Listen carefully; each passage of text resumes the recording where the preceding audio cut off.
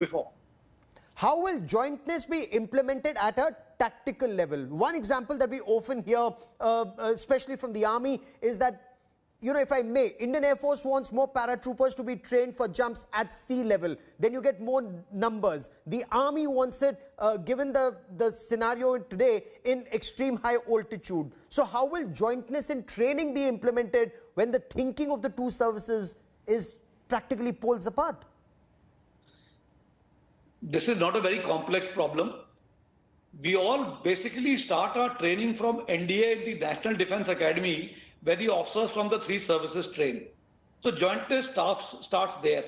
Then we have a number of other training establishments where we carry out joint training, whether it is Defence Services Staff College, Higher Command courses, and so on and so forth. Now, what we are looking at is, if you see today in Jammu and Kashmir, along with the special forces of the army, are operating the Marcos, who are otherwise supposed to be operating at sea, but they are helping the army in carrying out counter-terrorism operations. Similarly, we have now allowed the Garuds to operate in Jammu and Kashmir.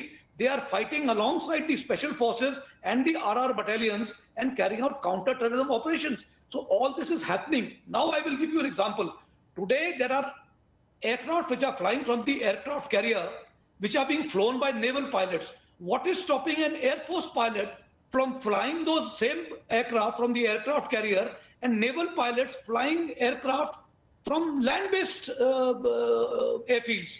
Why can't you integrate that way? Similarly, you have UAVs. Why can't we have the entire UAV system operating under one arrangement, where you have the training of UAVs being done in one establishment and all the UAVs being controlled by one agency, like we are now doing for cyber, space, and special forces? So gradually you will find, if the theatre command system comes in, there will be greater integration, greater jointness right from the ground level and upwards.